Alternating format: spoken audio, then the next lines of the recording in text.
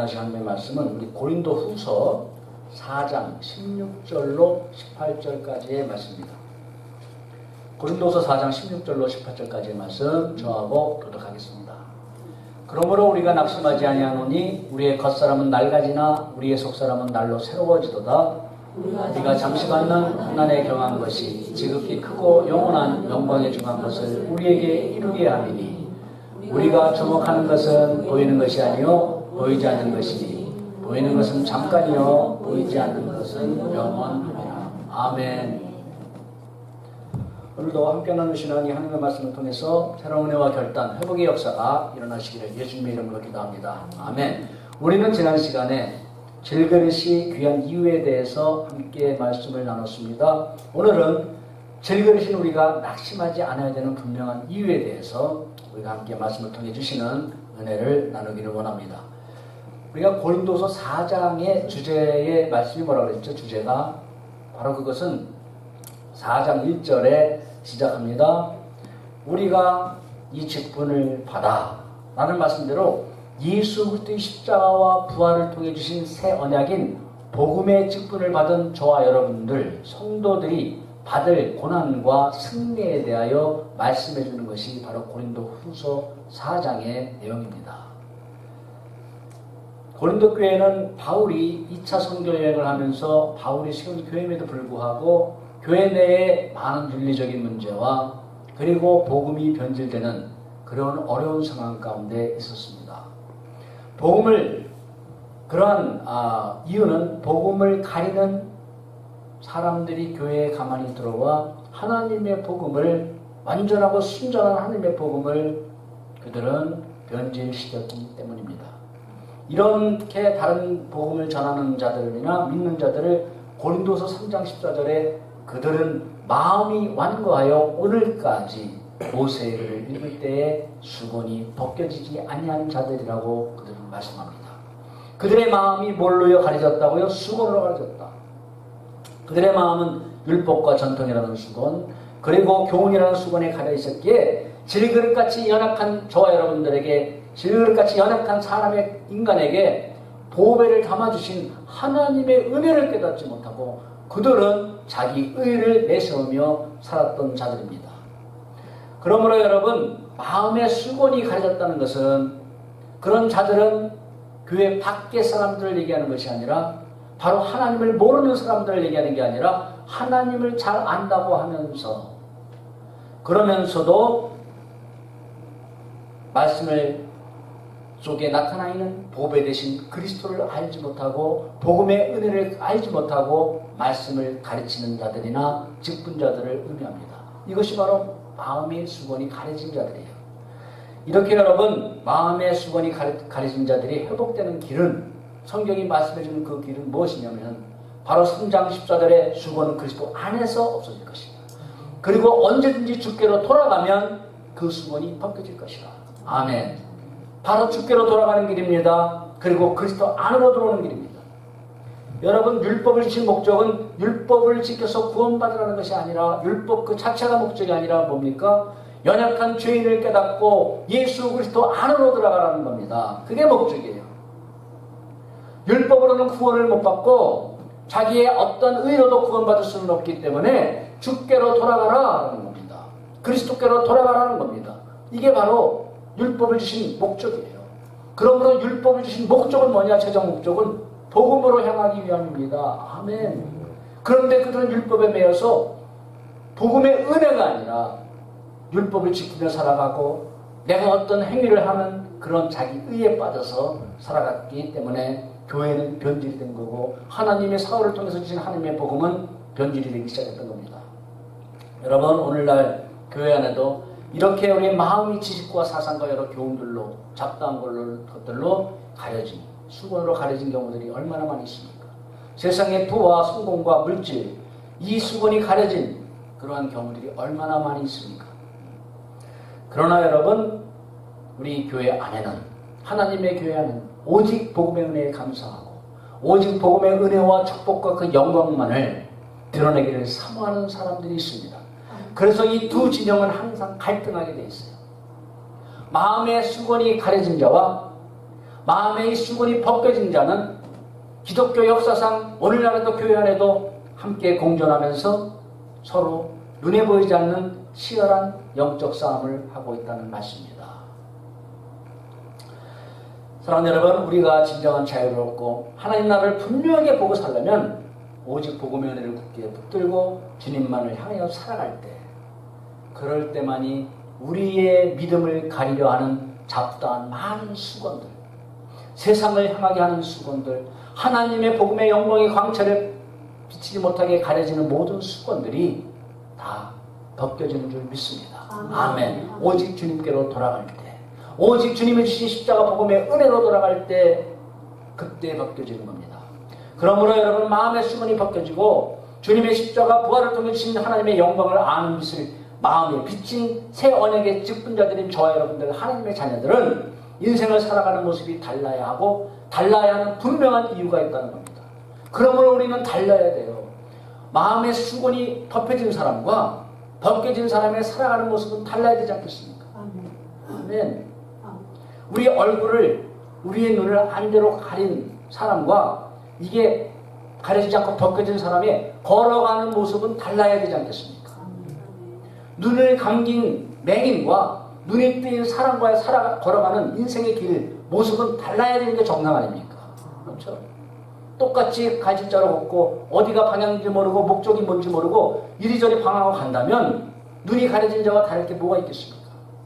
마음이 가려진 자와 달릴 게 뭐가 있어요? 우리의 마음이 달라야 돼요. 벗겨졌다면. 오늘 말씀 이렇게 시작합니다. 그러므로 우리가 낙심하지 말지니 낙심하지 아니하노니. 여러분, 고린도후서 4장에는 낙심하지 않는다는 말씀이 3번씩 강조되어 있어요. 우리 1절에도 했죠. 그러므로 우리가 이 직분을 받아 국률하심을 받아 직분을 받아 국률하심으로 이분대로 낙심하지 아니하노니. 낙심하지 않는다는 겁니다. 8절에도 답답한 일을 당하여도 낙심하지 아니하며, 오늘 말씀도 그러므로 우리가 낙심하지 아니하노니. 낙심에 대해서 얘기를 하는데 뭐냐면, 하나님의 복음의 은혜, 우리 주님의 복음의 은혜를 받고 마음이 걷어진 자는 가장 두드러지게 특징 중에 하나가 뭐냐면 낙심하지 않는다는 겁니다. 낙심하지 않는다는 거예요. 이 말씀을 역으로 말하자면 구원의 은혜를 받고 복음의 직분을 감당하며 살아가는 사람들에게는 낙심할 일이 많이 있다는 의미가 되죠. 낙심하지 말라고 3번씩이나 강조하는 것은 낙심할 일이 많이 있기 때문에 그래요. 하나님께서 질그릇 같은 우리 안에 보배를 담겨주신 것은 지난 시간 말씀하셨습니다. 고난이 없는 인생을 살게 하신도 아니요, 낙심치 않는, 낙심하게 만드는 그런 일들이 없게 하신도 아니요, 답답한 일이 없게 하신도 아니요, 거꾸로 틀림을 당하는 인생을 살지 않도록 하기 위함도 아니라 그 모든 상황들이 우리에게 있지만 그 모든 상황 속에서 낙심하지 아니하고 복음이 주신 은혜를 깨달아 그 복음의 능력을 증거하고 그 복음을 주신 하나님의 영광을 드러내고 살라고 하십니다. 아멘. 예수님 믿으면 만사형통 되는 게 아니라 세상 일 잘 되고 고난도 없고 병도 없고 돈도 잘 얻고 그게 되는 게 아니라 그런지 않은 반대의 고난들이 있을지라도 그 상황 가운데서 하나님과 함께 하시는 은혜와 능력이 무엇인지를 드러내기를 원하신다 이 말씀입니다. 아멘. 그러므로 여러분, 복음의 은혜 받고 복음을 증거하는 직분을 받은 우리들의 삶 가운데서 분명하게 드러나야 하는 능력, 그것은 낙심하지 않는 능력입니다. 오늘 말씀은 그 이유에 대해서 분명하게 3가지로 증거해 주고 있습니다. 첫 번째는 뭐예요? 속사람은 날로 새로워지기 때문이다. 우리가 왜 낙심하지 않아야 되느냐? 바로 속사람은 새로워지기 때문에. 16절에 우리의 겉사람은 낡아지나 우리의 속사람은 날로 새로워지도다. 아멘. 여러분, 이 겉사람은 눈에 보이는 우리 육체를 의미하죠. 그리고 속사람은 뭡니까? 눈에 보이지 않지만 우리 안에 있는 심령, 곧 영혼을 의미한다고 할 수가 있습니다. 눈에 보이는 겉사람인 육체는 날로 새해지고 낡아집니다. 누구나. 여기서 낡아진다는 것은 누구는 낡아지고 누구는 안 낡아지는 게 아니라 필연적으로 낡아지고 소모된다는 의미예요. 필연적으로 낡아지고 소모되어 버린다. 다만 여러분, 우리가 살아가면서 이 낡아지는 속도를 조금 줄이고 늦추기 위해서 우리가 건강관리도 하고, 여러분 또 특히 여자분들이 많이 하잖아요. 세월이 가면서 세파에 시달려서 그렇지 않아도 피곤한 피부를 또 찝고 땡기고 두들리고 문지르고 뭐 덕지덕지 바르고 많이 하잖아요, 우리가. 그러나 여러분, 다 별 방법을 다 쓰지만 오늘이 가고 내일이 올수록 결국 낡아지고 소모되고 마는 운명을 띠고 태어난 연약한 육신일 뿐입니다. 이거는 아멘을 하든 안 하든 이거는 그대로 읽어지는 아멘 하기 싫어도 그대로 읽어지는 거예요, 이거는. 그러니까 여러분, 좀 늦춰지는 거예요, 늦춰지는 거. 그래서 여러분, 사실 우리가 살아가면서 우리가 육체 관리를 잘하는 것도 중요합니다. 하나님 주신 성전이기 때문에 우리의 또 육체도. 하지만 건강관리하는 거 중요하지만 여러분, 하나님의 창조의 그 섭리에 좀 겸손하게 인정하고, 또 우리가 육체가 낡아지는 것에 대해서 너무 강하게 도전을 한다거나 또 너무 발버둥을 치는 건 우리 정신 건강에 별로 안 좋습니다. 너무 거기에 신경 쓰고 시달리면 오히려 육체는 어떻게 좀 겉모습은 좀 나아질지 몰라도 이 정신 건강에 스트레스 받아요. 그러니까 여러분, 뭐 이런 얘기를 또 피부 미용 전문가들이 들으면 또 이렇게 좀 기분이 상할지 모르겠지만, 여러분 사실 그렇지 않습니까? 그러나 여러분, 우리에게 진정한 신앙은 뭡니까? 우리의 속사람은 날로 새로워진다는 겁니다. 이 껍데기는 겉사람은 낡아지고 소모되지만 우리의 속사람은 날로 강건해진다, 이 말씀이에요.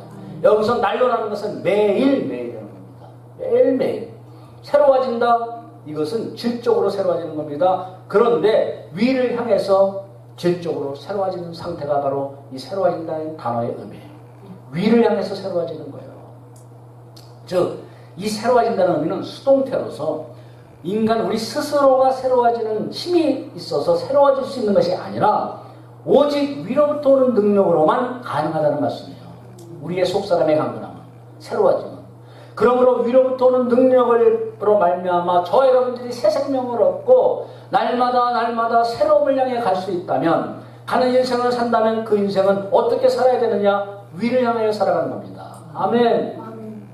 여러분, 우리 건강합니까? 우리의 믿음이 더 강해졌습니까? 그러면 우리는 위를 향해서 살아가는 거예요. 하나님이 주신 그 믿음을 가지고 내 믿음 자랑하는 게 아니라 주님을 위해서 살아가는 겁니다. 사명을 위해서 살아가는 겁니다. 연약한 성도들을 기도하면서 붙들어주면서 살아가고 주신 강건함이고 새로움이에요. 아멘. 여러분, 주님 안에서 새로워진 사람은 매일매일 그리스도의 장성한 분량을 향해서 나아가는 새로움이 있습니다. 그리고 마침내 주님 앞에 서는 그날 우리는 정말 이 땅에서는 한 번도 소유해보지 못했던 영화로운 새로운 육체를 입고 쇠하지도 낡아지도 않는 그러한 영원한 하나님의 나라에서, 그런 새로운 세계에서 살게 된다는 사실을 성경은 분명하게 증거합니다. 우리 계시록 21장 봅니다. 시작. 모든 눈물을 그 눈에서 닦아주시니 다시는 사망이 없고 애통하는 것이나 복하는 것이나 아픈 것이 다시 있지 아니하리니 처음 것들은 다 지나갔음이로라. 아멘. 아멘. 이게 우리가 들어갈 새로운 나라의 우리의 상태입니다. 눈물이 그것을 닦아주십니다. 이 땅에서 주님을 위하여 당하는 고난과 오해와 핍박 속에서 흘렸던 눈물, 연약한 성도들을 바라보면서 흘렸던 눈물, 하나님의 뜻대로 살지 못하여 흘렸던 회개의 눈물, 모든 이런 눈물을 주님이 닦아주십니다.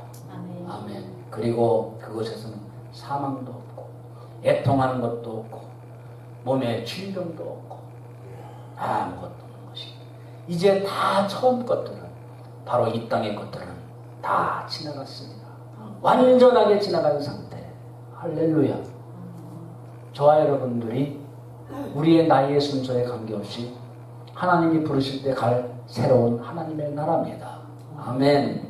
그러므로 여러분, 우리는 매일매일 지나가는 이 매일의 시간을 다른 관념으로 받아들여야 되겠죠.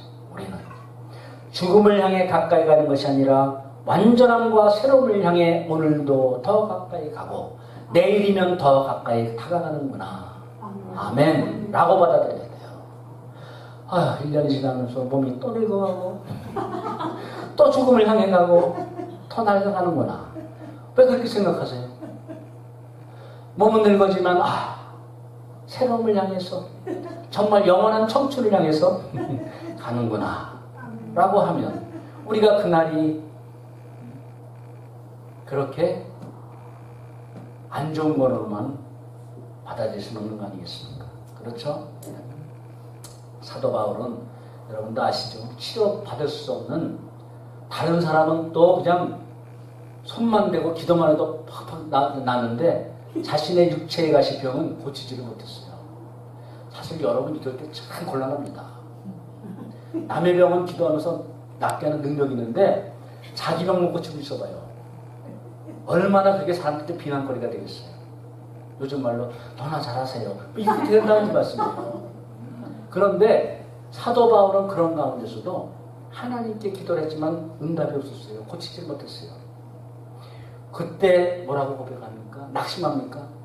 하나님, 제가 능력의 종으로 소문이 나가지고 수많은 병자들이 오는데 저는 제 병을 못 고치고 있으니 낙심이 됩니다. 하나님. 이랬습니까? 그러므로 내가 그리스도를 위하여 연약한 것들과 능력과 궁핍과 박해와 곤고함을 공고를 기뻐하나니 내가 약할 때 곧 강함이라. 아멘. 내가 약할 때, 내가 이런 육체의 질병을 가지고 있을 때 오히려 강함이라 고백합니다. 참 우리는 사도 바울을 존경합니다. 그렇죠? 존경하는데 그의 고백을 보면 어쩌면 그렇게 우리가 싫어하고 정말 피하고 싶은 것들만 골라서 이게 또 기뻐한다고 말씀을 하시니까 그분의 삶을 좀 본받으려고 해도 너무너무 부담스러운 거예요. 부담스러운 분이에요, 이 사도 바울. 사도 바울 같이 하다가도 궁핍한 거, 가난한 거, 박해받는 거, 능욕당하는 거, 오해받는 거, 이거를 기뻐한다고 하니까 이걸 우리가 어떻게 또 본받을 수가 있겠습니까?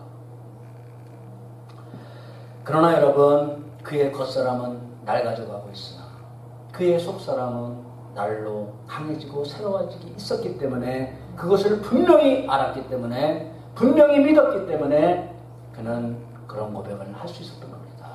아멘. 속사람이 날로 새로워질 때만이 우리는 겉사람의 한계를 뛰어넘고 상황의 한계를 뛰어넘어서 우리 속에 역사하시는 하나님의 강하신 능력을 증거하시는 줄 믿습니다. 아멘. 아멘. 속사람이 강건해질 때 그래요. 속사람이 강건해질 때. 그러므로 여러분, 보배와 같은 복음의 은혜와 능력을 소유한 성도는 육체가 세어지고 주님이 주신 사명을 향한 고난이 있을지라도 육체의 한계 때문에 낙심하지 않는다는 말씀입니다. 육체의 한계 때문에. 바로 이것이 속사람이 날로 새로워지는 우리가 어느 상황 가운데서도 낙심하지 않을 분명한 이유인 겁니다. 아멘. 나이가 들어도 몸이 약해도 왜 낙심하지 않느냐? 내 속사람은 날로 강해지고 새로워지기 때문에. 이 육신의 장막을 벗고 나면 하나님의 영원한 그 나라가, 아픔도 눈물도 없는 그 나라가, 거기서 주님이 나를 기다리고 계시기 때문에. 할렐루야. 아멘. 두 번째는 왜 낙심할 수 없는가? 우리는 장차받을 영광의 가치가 있기 때문이에요. 17절 고백합니다. 우리가 잠시 받는 환난에 경한 것이 지극히 크고 영원한 영광에 중한 것을 우리에게 이루게 함이니 라고 말씀합니다. 낙심하지 않는 것은 우리가 장차받을 영광의 가치를 우리가 분명하게 알수록 우리는 낙심하지 않습니다. 환난은 뭐라고 그래요? 잠시라고 말씀합니다. 그런데 영광은 지극히 크고 영원하고 무겁다라는 겁니다. 환난은 잠시고 가볍다. 그런데 장차받을 내 영광은 지극히 크고 영원하다. 이 비교를 했습니다. 당시 여러분, 초대교회 성도들이 받는 우리 고난이라는 것은 우리가 많이 영화에서도 보고 역사의 기록에서도 보지만 황제 숭배를 하지 않으면 매매를 하지 못하고 거지주에서 추방을 당하고 옥에 갇히고 심지어는 맹수의 밥이 되는 그러한 시대적 상황을 우리는 너무나 잘 알고 있습니다. 심지어 여러분 그 광장으로 끌려가서 정말 굶주린 사자에게 맹수에게 그들은 밥이 되고 그럴 때에도 그들은 함께 부르게 안고 찬송을 불렀습니다. 왜요?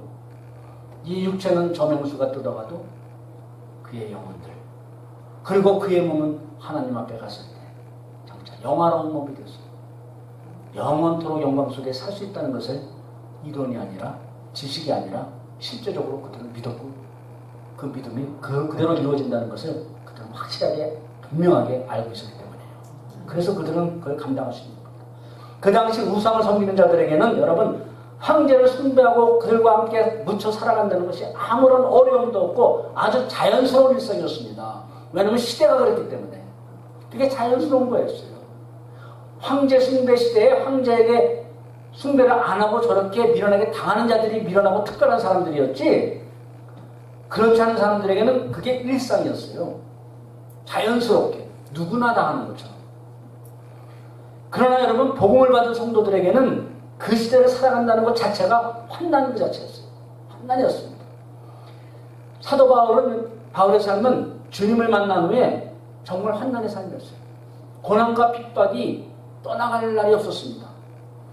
자신이 아시아에서 당하던 환난을 그는 이렇게 고백합니다. 얼마나 힘이 들었든지 고린도서 1장에 힘이 없도록 심한 고난을 당할 때 살 소망까지 끊어져서 우리가 사형 선고를 받은 줄 알았다라고 기록이 되어 있어요. 살 소망이 얼마나 힘들었는지 살 소망이 완전히 끊어져서 그냥 사형 선고를 받은 줄 알았다. 그럼에도 불구하고 자신이 받은 그 고난이 그 정도였었는데 그가 받은 고난을 뭐라고 얘기합니까? 잠시라고 가볍다라고 고백을 해요. 가볍다. 여러분 어떻게 그런 고백할 수 있을까요? 그런 극심한 환난을 이기고 이런 고백을 할 수 있는 능력이 무엇일까요? 그 비밀이 무엇일까요? 궁금하지 않습니까 여러분? 전혀 안 궁금해요? 이럴 때는 정말 궁금해야 돼요. 무엇일까?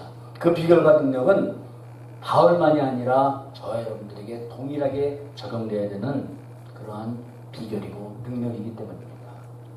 바로 그것은 현재 당하는 환난과 비교할 수 없이 귀하고 영원한 것과 비교하는 겁니다.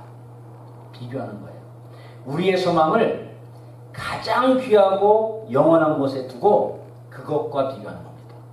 그러니까 우리의 소망을 요 정도 두고 요 정도 이렇게 비교하면 그렇죠? 내가 요 정도가 못 되면 낙심이 돼요. 그런데 우리의 비교의 대상을 절대적인 대상을 가장 높고 영원한 곳에 두는 겁니다. 그러면 세상에 아무리 이런 것들이 용을 쓰고 아무리 자랑을 해봤자 이거에 비하면 아무것도 아니라는 논리죠. 그러니까 우리의 비교의 대상은 가장 높고 가장 귀하고 영원한 곳에 두는 겁니다. 사람의 여러분 불만족이 어디서부터 나옵니까? 바로 그것은 남과 비교하는 잘못된 비교의식에서 나오는 거예요. 그렇지 않아요? 옛날에 여러분 무인도에서 혼자 사는 사람은 남과 비교할 게 없으니까 네? 남 보면서 낙심할 일이 없어요. 그냥 물고기 잡아먹고 먹고 살면 그걸로 만족을 하는데 남과 비교를 할 때부터 우리의 낙심이 일어나고 불만이 일어납니다. 예를 들어서 여러분 10만 불을 가지고 있을 때는 가진 사람이 10,000불 가진 사람과 비교를 하면 나는 부자구나 하고 만족합니다. 근데 갑자기 100만 불 가진 사람이 나타나가지고 100만 불을 자랑하면 나는 가난하네. 그렇게 열심히 평생 일했는데 난 이게 뭐야? 낙심하게 돼요. 그렇잖아요? 사글세 빵 살던 사람이 전세빵을 부러워하다가 그렇잖아요. 전세빵을 가면 끝인가요? 자기 집을 부러워해요. 또 자기 집 가면 또 만족합니까? 갑자기 옆집 아줌마 놀러와가지고 우리 평수를 늘렸다고 해서 아파트 뭐 몇십 평으로 또 들리면 갑자기 또 남편이 자기 집 살 때는 남편이 능력이 있어가지고 막 칭찬해주다가 그 다음에 또 무능력한 남편으로 불만 나오고 만족이 없어요. 우리의 이 비교의식이 잘못되면 끝이 없습니다. 우리에게 왜 그렇습니까? 궁극적인 비거 대상이 늘 바뀌고 영원한 것이 아니기 때문에 그래요. 그래서 만족할 수가 없는 겁니다. 이게 변하지 않고 영원한 것에 딱 붙어져 있으면 다른 것에 요동치는 것에 대해서 우리가 낙심하지 않습니다. 바로 이것을 알았던 거예요, 사도 바울은. 영생을 소유하지 못한 자들이 가진 부를 보고 그들이 가진 물질과 내가 가진 물질을 비교하면 낙심이 됩니다. 또 기분도 안 좋습니다. 또 신앙생활 하는데 또 이거 뭐 열심히 믿는다고 별로 잘 되는 것도 없고 낙심이 되고 그렇습니다. 그럴 경우가 될 수가 있어요. 그런데 그들이 소유하지 못한 내가 영생을 가졌고 지극히 풍성한 하나님의 나라를 소유했음과 비교하면 그들이 가진 물질이 마냥 부럽지만은 않다는 말씀이죠. 무슨 말씀인지 아시겠죠? 그들이 가지지 못한 것, 그들이 가진 물질과 내 물질, 물질과 물질, 변하는 것들을, 영원하지 않은 것들을 비교하면 낙심이 돼요. 내가 미치면. 그러나 영원한 것, 가장 귀한 것을 내가 가졌다 하면 그때는 갖지 못한 사람들에 대해서 안타까움과 불쌍함이 있을지언정 또 있어야 되고, 우리는 여러분 조금 갖지 못해서 불편하고 때로는 그럴 경우가 있어도 그것 때문에 믿지 않는 사람이 가진 부 때문에 낙심하진 않습니다. 아멘. 정상적인 믿음을 가졌다면, 정말 하나님의 나라를 굳게 믿고 살아간다면 그렇지 않는다 이겁니다. 어떤 사람이 우리 집에 큰 금덩어리 있다 하면 금반지 하나 없는 나와 비교하면 낙심이 됩니다. 금과 금을 비교하면. 그러나 계시록 21장에 말씀하죠. 그 성의 길은 밝은 유리 같은 정금이더라. 이 말씀을 그대로 믿고, 그래? 내가 갈 천국은 도로가 금이야. 이러면 우리 집에 금덩어리 있다 하고, 그래? 내가 갈 하나님의 나라는 그냥 길바닥에 금이래. 정금이래. 이러면 그 금덩어리를 소유하지 못한 것에 대한 낙심은 됩니까? 안 됩니까? 낙심은 사라질 수 있다는 거죠. 물론 하나님의 말씀이 이렇게 증거해도 우리가 갈 길이 금이다 해도 금에 대한 미련을 못 버린다는 것을 압니다. 우리가 금에 대한 미련이 남습니다. 왜? 성경이 기록된 하나님의 말씀에 들을 때는 아멘하지만 말씀에 대한 실제가 되지 않기 때문에, 그렇죠? 말은 그렇게 하지만 돌아서면서 저 금덩어리 우리 있으면 좋겠다 이렇게 될 수 있다 이 말씀이에요. 말씀에 대한 실제가 되지 않기 때문에. 그러나 여러분, 우리가 믿는 성도로서 금에 대한 미련은 좀 남을지라도 낙심하지 않기를 바랍니다. 사람이니까 미련이 좀 있을 수도 있지만 낙심하지 말아야 돼요. 그러므로 여러분, 무엇이 가장 귀한 가치고 무엇이 영원한 것인 것을 깨닫고 그 가치를 소유했다면 바로 그 가치와 비교하는 겁니다. 그 가치하고 비교하는 거예요. 하나님을 모르는 가정의 자녀가 좋은 학교를 들어가서 학위를 받았다고 자랑을 합니다. 부럽습니다. 그러나 우리 자녀가 그런 학위는 못 받고 그런 좋은 학교는 명문 학교는 못 가더라도 믿음 하나는 참 하나님 잘 믿고 산다. 그러면 부러워하지 마십시오. 부러워하지 마세요. 그 학위 왜요? 그 학위, 그 학교 졸업장 뭐라 그랬어요? 영원한 것이 아니기 때문에, 지나가는 것이기 때문에 그렇습니다. 그러나 하나님을 믿는 그 믿음, 우리 자녀들의 믿음은 뭐예요? 영원한 것이기 때문입니다. 할렐루야. 그래서 공부 잘하는 것도 중요하지만 믿음 생활 잘하라고 기도해 주세요. 우리 자녀들 믿음 생활 잘하게 해주세요. 하버드는 못 가더라도, 이름난 학교 못 가더라도 믿음 생활 하나 잘하게 해주세요. 영원히 남는 거예요. 그게 자식 장사 잘하는 겁니다. 정말 우리에게도 우리 부모님들께서는 기도할 때 우리 자녀들 건강하고 하나님 잘 믿는 그런 자녀들 되게 해주세요. 그래서 하나님이 주시는 복 듬뿍 받고 무슨 상황이든지 낙심하지 않고 죄악의 길 가지 아니하고 우리 하나님과 함께하는 형통한 삶 살아가는 자녀들 되게 해주세요. 아멘. 그게 우리 믿음의 부모들의 기도여야 돼요. 아멘. 그렇지 않고 학교 잘 가게 해주세요. 돈 많이 벌게 해주세요. 직장 잘 가게 해주세요. 이거는 복음의 은혜를 모르는 부모님들도 엄청 열심히 하는 기도입니다. 주님께 하지 않아도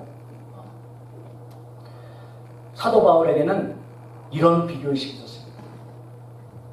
17절에 그래서 지극히 크고 영원한 영광이라고 표현을 합니다. 로마서 8장에 말씀하죠. 생각하건대 현재의 고난은 장차 받을 영광과 좋게 비교할 수 없도다. 아멘. 사도 바울에 있어서 우리가 발견할 것은 뭐냐면 비교의식이 있었는데 우리가 세상 살아가면서 잘못된 비교의식이 아니라 하나님이 갖게 하신 성경적 비교의식이 있었어요. 성경적인 비교의식이라고 저는 말씀드리고 싶습니다. 우리에게 그게 있어야 돼요. 비교하세요. 그런다. 세속적 가치로 비교하지 마세요. 성경적 비교의식을 가지고 살아가시기 바랍니다. 아멘. 그래서 사도 바울은 잠시 겪는 가벼운 환난 그것보다 어떤 격과도 비교할 수 없는 탁월하고 중요한 영원한 영광에 소망을 두고 살았기 때문입니다. 그럴 수 있었던 거예요. 이와 같이 여러분 무엇이 영원하고 무엇이 귀한 것을 그리고 중요한 것인지를 분명히 알고 막강한 권세와 부를 가볍게 여긴 또 한 사람이 구약에 나오죠. 우리 말씀 보겠습니다. 히브리서 시작. 도리어 하나님의 백성과 함께 고난받기를 잠시 죄악의 낙을 애굽의 모든 보화보다 더 큰 재물로 이겼으니 이는 상 주심을 바라봄이라. 아멘. 이분이 누구십니까? 모세입니다. 모세. 보세요. 믿음의 인물들은 공통적으로 성경적인 아주 올바른 비교의식이 있었어요. 모세는 하느님의 백성들과 함께 받는 고난 그리고 잠시 누리는 죄악의 낙을 비교했습니다. 그리고 주님을 위하여 받는 수모와 애굽의 보화를 비교했습니다. 그리고 그는 진정으로 가치 있고 영원한 것을 선택했던 겁니다. 여러분이 선택은 영원한 가치에 대하여 모르면 할 수 없는 선택이에요. 미련한 거죠. 성경적인 비교의식이 없으면 할 수 없는 선택입니다. 그래서 비교의식이 있어도 하나님이 말씀을 통해서 우리가 배우게 하는 성경적인 비교의식과 세속적인 비교의식을 가지고 사는 사람들은 그의 살아가는 모습과 걸어가는 길은 분명하게 다를 수밖에 없는 겁니다. 그러므로 내 자신이 얼마나 하나님의 영광을 귀하게 여기고 중요하게 믿고 살아가는 것은 그가 무엇을 가볍게 여기고 무엇을 중하게 여기며 살아가는가를 보면 그대로 판명이 됩니다. 무엇을 선택하는가를 보면 알아요. 내가 늘 무엇을 가장 귀한 비교 대상으로 삼고 살아가는 것을 보면 알 수가 있습니다. 사업하는 사람들, 그래서 예수님을 모르고 사업에만 매몰하는 사람들은 비교를 해도 어떻게 돼요? 누구를 롤 모델로 삼습니까? 정주영 씨나 재벌이나 그래서 막 그런 분들을 항상 롤 모델로 삼고 비교하잖아요. 그런데 예를 들어서 선교사님이 또 말씀드리는 목사가 맨날 롤 모델을 얘기할 때 정주영 씨를 얘기를 하고 이병철 씨를 얘기를 하고 무슨 이런 재벌들을 갖다가 비교한다면 그건 문제가 있다 이 말씀이에요. 우리의 믿음의 사람들은 비교를 하고 뭐 해도 우리 사도 바울을 얘기를 하고 어느 정말 하나님 앞에 충성하고 헌신하는 선교사님을 얘기를 하고 그들의 삶을 비교해보고 다시 내가 도전을 받고 이래야지 우리가 믿음 생활하면서 재벌들을 가지고 우리가 비교하면서 거기에 낙심을 하거나 하면 그게 어떻게 되겠습니까? 말이 안 되지 않습니까? 그러므로 우리는 항상 비교하는 게 가장 귀하고 영광은 내 기준이 돼야 돼요. 아멘. 거기에 그 이상 귀한 건 없기 때문에 그리고 내가 그걸 소유했다면 그게 나의 소망이고 하나님이 그걸 약속했다면 그보다 한참 낮은 것 잠시 있다가 안개같이 사라지는 것들에 대해서 절망하고 낙심하면 안 된다 이 말씀이에요. 여러분 8절에 보면 17절의 말씀을 보면 우리에게 이루게 함이라 말씀합니다. 우리에게 이루게 함이라. 잠시 받는 환난이 무슨 말이에요? 영원한 영광을 우리에게 이루게 함이라. 즉 무슨 말씀입니까? 잠시 받는 환난은 영원한 영광을 이루도록 하기 위함이라는 말씀이에요. 즉 이 세상에서 복음의 직분을 감당하다가 주님의 뜻을 따라 살아가다가 당하는 고난과 핍박과 손해와 억울함은 바로 어디를 향해서 가느냐? 바로 잠시의 고난은 하나님의 주시는 영원한 영광을 향하여 이루어가는 과정일 뿐이다 라는 말씀입니다. 아멘. 여기서 주님 앞에 순종하다가 당하는 고난이 끝이 아니라 영원한 영광으로 가는 프로세스이다 이 말씀이에요. 가는 과정이다. 그걸 이루기 위함이다 라고 말씀합니다. 그러므로 하나님의 영광을 이루기 위해서는 전제되는 게 뭐예요? 이 땅에서의 잠시의 고난이에요. 그래서 고난 없는 기독교는 곧 뭐예요? 영광 없는 기독교입니다. 얘기를 하자면 고난 없는 기독교, 기독교 믿으면서 잘 우아하게 취미생활하는 것처럼 무슨 펠로십 하는 것처럼 이런 기독교는 오케이. 그 다음에 뭐가 없어요? 영광도 없다는 겁니다. 분명히 성경이 증거하는 것은 잠시의 고난이 영원한 영광을 이루게 함이라 말씀하는 겁니다. 아멘. 이루어가는 과정이라는 겁니다. 그래서 여러분, 하나님 앞에 얻을 영광을 부럽다면 이 땅에서 주님 때문에 받는 우리의 신앙의 절개를 지키다가 받는 그런 고난을 사모하시기 바랍니다. 저와 여러분들이. 아멘. 그게 영광을 사모하는 마음이에요. 그게 영광을. 그렇기 때문에 여러분, 우리는 이 땅에서 그 영원한 영광을 가는 과정의 잠시 고난이기 때문에 우리가 당하는 그런 어려움 때문에 낙심할 수 없다라는 말씀이죠. 그게 분명한 이유입니다. 두 번째 이유. 말씀에서. 그래서 낙심할 수 없다. 세 번째, 우리가 낙심할 수 없는 이유 뭐냐면 우리가 세상 사람들과 다르게 살아갈 수 있는 이유가 뭐냐면 18절의 말씀처럼 주목하는 것이 다르기 때문입니다. 주목하는 것이 다르기 때문입니다. 우리가 주목하는 것은 보이는 것이 아니요 보이지 않는 것이니 보이는 것은 잠깐이요 보이지 않는 것은 영원함이니라. 아멘. 아멘. 주목한다는 것은 뭐예요? 계속해서 목적하는 상태가 이 주목한다는 원어적인 단어입니다. 계속적으로 뭐 한 번 봤다가 집중했다가 된 게 아니라 계속적으로 집중하면서 그걸 목적 삼고 있는 상태가 주목이에요.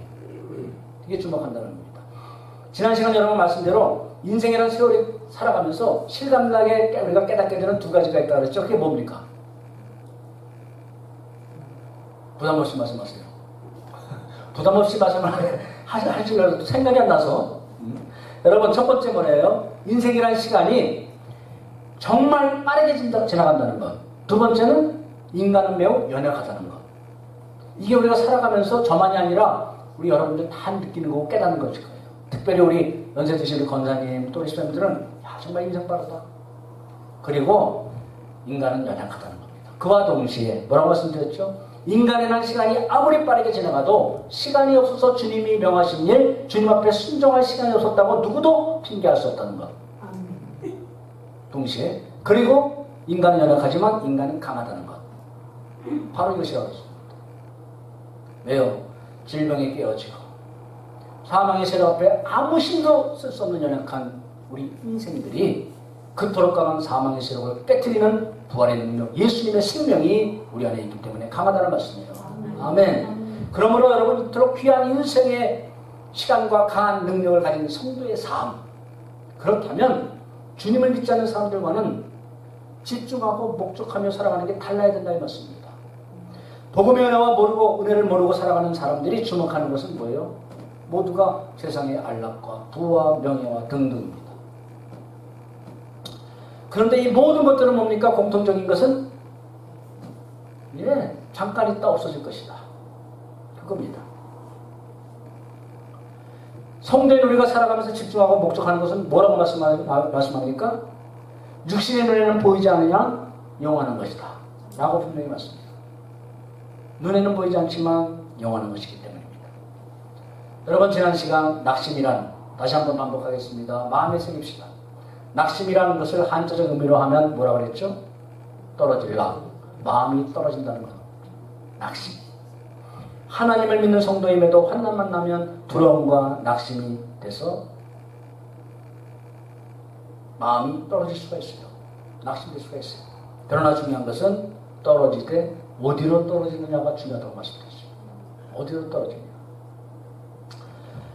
낙심이라는 씨가 낡아지는 우리 겉사람에 떨어지면, 그러면 우리는 절망할 수밖에 없어요.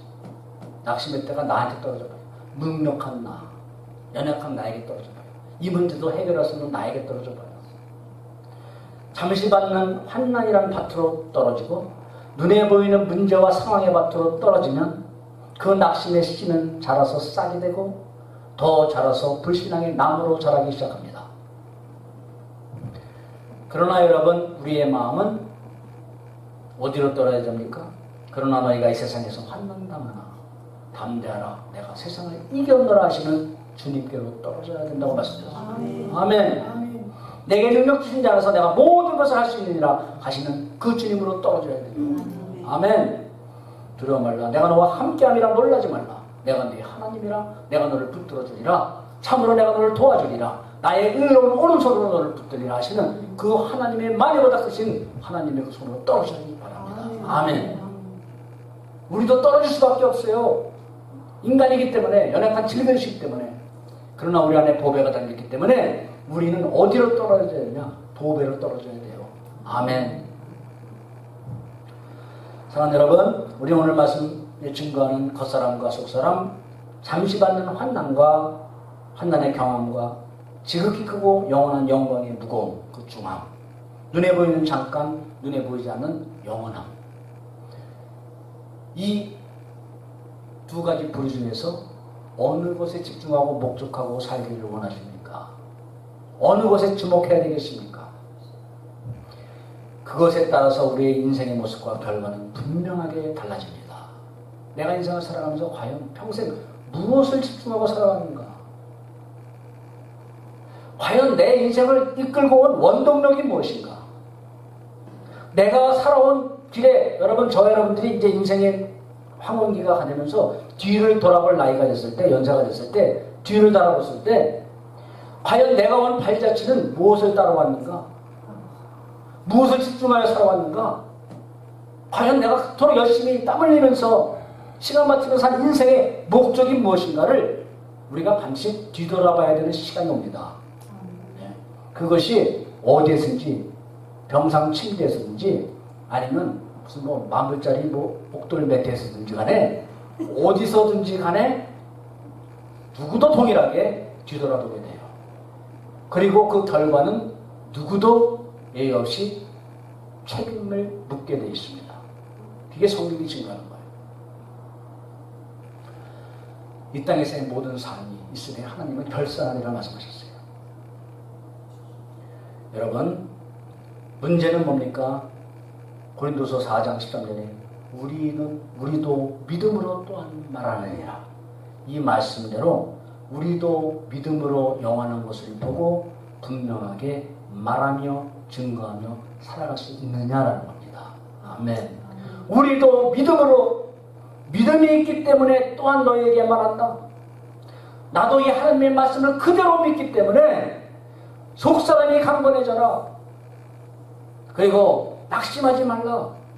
지금은 고난을 받아도 장차 받을 영광은 귀하고 영원하다. 눈에 보이는 게 전부가 아니다. 보이지 않는 영원한 것이 있다. 라고 저와 여러분들도 믿음으로 믿기 때문에 말하는 저와 여러분들 되기를 바랍니다. 아멘. 누가 그러더라가 아니라, 목사가 오늘 설교에 그러더라, 그게 아니라 내가 그 하나님의 말씀을 믿음으로 또한 나도 말하노라. 아멘. 믿음은 바라는 것들의 실상이요 보이지 않는 것들의 증거니라 하신 말씀대로 말씀을 그대로 이루시는 하나님을 믿는 실제적인 믿음이 저와 여러분들에게 있는가 하는 게 중요한 겁니다. 아멘. 그게 중요하지 않겠어요? 눈에 보이지 않지만 이거는 실제다. 보이지 않지만 이건 증거다. 부인할 수 있는 증거다. 이것을 믿음으로 정말 말하고 그 믿음을 가지고 살아가는 정말 실제적인 믿음이 저와 여러분들에게 있는가, 이게 중요하다 이 말씀입니다. 아멘. 말씀을 맺겠습니다. 사랑하는 여러분, 오직 하나님이 질그릇같이 연약한 우리에게 주신 복음의 능력으로 낙심치 아니하고 영원한 하나님 나라를 잇대어 살아가는 우리 모두가 되길 예수 그리스도 이름으로 간절히 기도합니다. 아멘. 기도하겠습니다. 우리 같이 연약한 자를 질그릇 같은 육신을 날로 쇠하고 낡아지지만 주님의 십자가 복음의 은혜로 새로워진 우리의 심령, 날로 강성해지고 새로워지는 믿음을 주시니 감사합니다. 주님의 뜻을 따르다 만나는 그 어떤 고난 가운데서도 낙심하지 아니하고 세상 것이 부족하다고 낙심하지 아니하고 남과 비교해서 없다고 낙심하지 아니하고 우리에게는 영원하고 가장 귀한 것을 소유했기에 잠시 있다 사라질 이 땅의 것들에 우리의 귀한 인생 포기하지 아니하고 지극히 크고 영원한 하나님의 나라의 영광을 주목하면서 이 시대에 충성된 복음의 직분자로 살게 하여 주시옵소서. 그런 주님의 교회가 되기를 소망합니다. 간절하게 한 마음으로 기도하겠습니다. 하나님 감사합니다.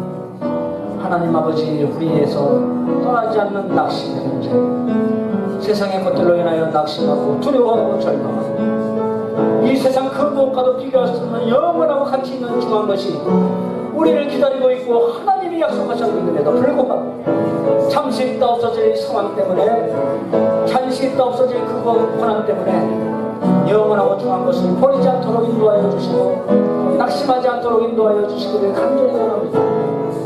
잠깐 보이는 것들에 우리 인생 허비하지 아니하고 보이지 않으나 영원한 것들에 우리 인생을 소망을 두고 그 하나님의 나라의 것들에 잇대어 살아가는 그러한 복된 인생, 믿음의 인생 살아갈 수 있도록 인도하여 주시옵소서. 하나님 아버지와 또한 믿음으로 말하노라 할 말씀처럼 우리가 그 믿음 가지고 말하고 증거하고 삶으로 간증하는 하나님의 영광을 드러내는 삶 살게 하여 주시옵소서. 감사하고 예수 그리스도의 이름으로 기도드립니다.